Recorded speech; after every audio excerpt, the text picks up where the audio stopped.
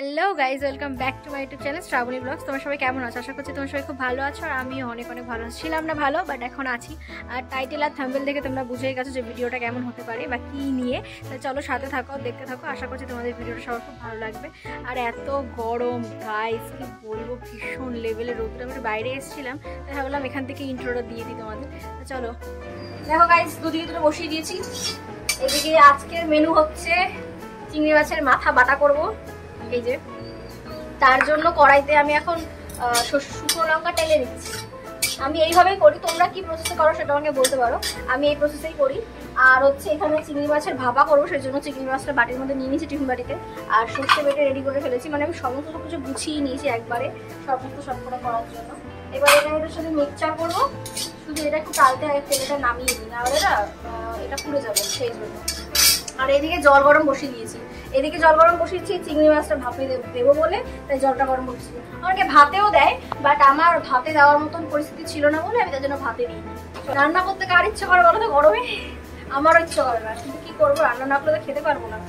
এরকম এদিকে চিংড়ি মাছের মাথাটা আমি টালছি, আর ওদিকে গরম জল বসিয়ে দিয়েছি। এখন এটা মেশাবো। এদিকে সবকিছু আমার রেডি, করাই একরকমই।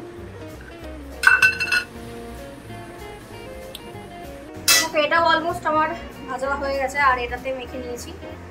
এটার মধ্যে আমি না দু রকমের শুধু সর্ষে অ্যাপ্লাই করেছি, মানে তোমরা কি কি করো জানি না। আমি পোস্ত কিন্তু আজকে দিই, মানে এর মধ্যে ভাপা করছি ঠিকই, কিন্তু পোস্ত দিয়ে অনেকে করে। আমি দু রকম সর্ষে দিয়ে করেছি, সাদা সর্ষে আর কালো সর্ষে। সাদা সর্ষে না পোস্তর কাজ করে, তোমাদেরও যদি বাড়িতে না থাকে তখন তোমরা এই সাদা সর্ষে দিয়েও করতে পারো। আমি এমনি করে নিজে থেকেই দিয়েছি, আমার নেই তা না, আমার আছে, কিন্তু আমি নিজে থেকেই দিয়েছি। খেতে ইচ্ছে করলো দু রকম সর্ষে দিয়ে দেয় জন্য। এবার চলো এটা ওর মধ্যে দিয়ে দিই। এটার মতন হতে থাকুক, আমার আরো কাজ আছে। এদিকে এটা অলমোস্ট ডান। চিংড়ি মাছ মাথাটা ভাজা হতে একটু টাইম লাগে, তো তাই জন্য এটা একটু ভালো করে ভাজা হোক, নাহলে তো আমি আবার শিলে বাটতে থাকবো না, আমার মিক্সচারটা খারাপ হয়ে গেছে। এখানে আমি রেডি করছি হচ্ছে তেলাপিয়া মাছ। তোমরা চেনো তেলাপিয়া মাছ? আমার খুব ফেভারিট একটা মাছ। তো এখন আরেকটা রেসিপির জন্য রেডি হচ্ছে। কি হচ্ছে তোমার সাথে থাকো, দেখতে পাবে, বুঝতে পারবে কি করছি।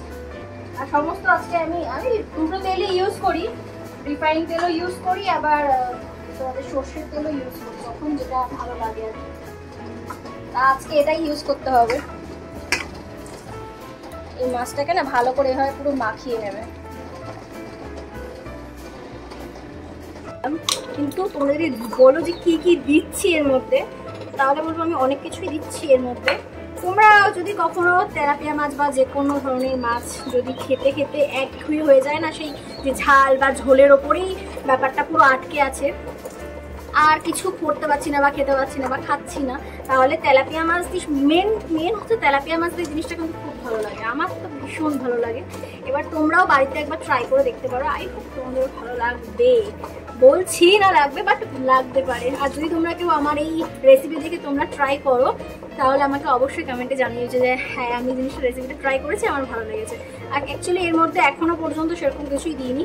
নুন দিয়েছি, হলুদ দিয়েছি, আর একটা ম্যাগি মশলা দিয়েছি এর মধ্যে, আর একটু শাহি গরম মশলা অ্যাপ্লাই করেছি, আর হচ্ছে একটু সামান্য পরিমাণে চিনি, লঙ্কার গুঁড়ো, একটু জিরার গুঁড়ো। এবার আমি এটা মধ্যে যেটা দেবো সেটা হচ্ছে এই যে আমি এখানে পেস্ট করে রেখেছি, মানে এটা গ্রেটার দিয়ে গ্রেট করেছি, মিক্সচারে পেস্ট করিনি কিন্তু, বা হাতে বাটাও মশলা না, ঠিক আছে। এই মশলাটাই পুরো দেবো। এখানে আদা, রসুন, পেঁয়াজ আর একটা টমেটো, ছোট্ট দেখে একটা টমেটো এর মধ্যে দিয়ে দিয়েছি। এবার এটা পুরোটা এর মধ্যে দিয়ে দিলাম, মাছটার মধ্যে। এবার এটা দিয়ে পুরো মাখবো, ঠিক আছে, ভালো করে। এবার এটাকে মেখে 2-5 মিনিট একটু ঢাকা দিয়ে রেখে দাও। তেল গরম বসিয়ে দিয়েছি, এই যে তেলটা দিয়েছি। আর এইদিকে আমার এই চিংড়ি মাছের ভাপাটা হচ্ছে, এটা অলমোস্ট হয়ে এসছে, আর কিছুক্ষণ চিংড়ি মাছের ভাপাটা রাখলে এটা কমপ্লিট হয়ে যাবে। আর তেল দিয়ে দিয়েছি, এবার আমি শুধু মাছটা দেবো, বুঝতে পারছো? মাছটা দেবো। কিন্তু গাইস এত গরম লাগছে না, কি বলবো, জাস্ট আগুনের সামনে থাকা যাচ্ছে না। মানে যারা প্রত্যেক দিন এসে সে আগুনের সামনে রান্না বান্না করেন, একমাত্র সেই সমস্ত মহিলারা বা সেই সমস্ত মায়েরাই একমাত্র এই কষ্টটা বলি না। দিয়ে দিয়েছি মাছটা কড়াইতে, ঠিক আছে। এইভাবে তোমরাও এই জিনিসটাকে করবে। আই হোপ তোমরা একবার চেষ্টা করে দেখতে পারো, যদি কেউ কারোর জিনিসটা ভালো লাগে। তাহলে তোমরাও একবার একটু রান্না করে এভাবে দেখতে পারো, আশা করি তোমাদেরও ভালো লাগবে। আর এইভাবে না একটু মশলার মানে গ্রেভিটা যেটা আছে সেই গ্রেভিটা একটু ওপর থেকে এভাবে এভাবে একটু দিয়ে দেবে, সাবধানে দিও আবার। আমি দিচ্ছি অনেকটাই সাবধানে, কারণ গরম তেলে এই গরমের মধ্যে যদি হাত পড়ে তাহলে তো আর দেখতে হচ্ছে না, তাই না, খুঁজে পাওয়া যাবে না তাকে। তাই খুব সাবধানে জিনিসটাকে এভাবে দিয়ে দেবে, ঠিক আছে। দেখো এটা বেটে নিচ্ছি, আমি তো আগেই বললাম আমার মিক্সিটা খারাপ হয়ে গেছে, তাই আমাকে হাতেই বাটতে হবে। এটা বেটে নিই। আর তোমরা না আমাকে বলো যে তোমরা চিংড়ি মাছ বাটা কেমনভাবে খাও।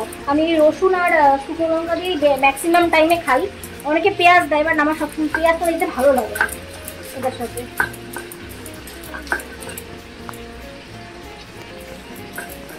শিলে বাটলে টেস্ট হয়, বাট কষ্টও হয়, বাট কিছু করার নাই আমার এখন। যতদিন পর্যন্ত মিক্সিটা আমার ঠিক না হবে ততদিন পর্যন্ত এভাবেই চালিয়ে দিতে হবে। রান্না যে কী করবো আমি জানি না, ঘামিয়ে অস্থির হয়ে যাচ্ছি, বুঝতে পারছো, শেষ পুরো।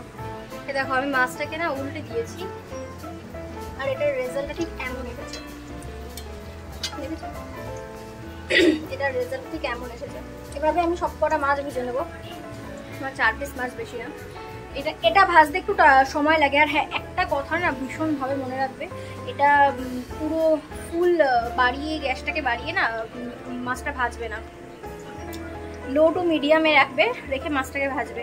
মশলাটা না গ্রেভিটা যে দিয়েছি ওপর থেকে, সেই গ্রেভিটা কিন্তু একটু এরকম একটু পোড়া পোড়া পোড়া পোড়া মানে একটু লেগে লেগে লেগে লেগে আসবে, টেনশন নেবে না, এটা খেতেই টেস্ট লাগবে। তোমরা এটা ভাতের সাথেও খেতে পারবে, কিংবা শুধু শুধুও খেতে পারবে, মানে শুধু শুধু একটু স্যালাড দিয়ে সস, তারপরে শসা, সব রকম স্যালাড ফ্যালাড দিয়ে খেতে জাস্ট অসাম লাগবে, অসাম। একবার প্লিজ তোমরা একটু বাড়িতে ট্রাই করো, আই হোপ তোমাদের সবার খুব ভালো লাগবে। ফাইনালি আমার রান্নাবান্না কমপ্লিট। আমার ভিডিওটা আমি এখানেই শেষ করছি। আমার এই ভিডিও যদি তোমাদের ভালো লেগে থাকে তাহলে লাইক, কমেন্ট, শেয়ার অ্যান্ড চ্যানেলটাকে সাবস্ক্রাইব করে দিও, পাশে থাকা বেল আইকনটি প্রেস করে দিও। Thank you.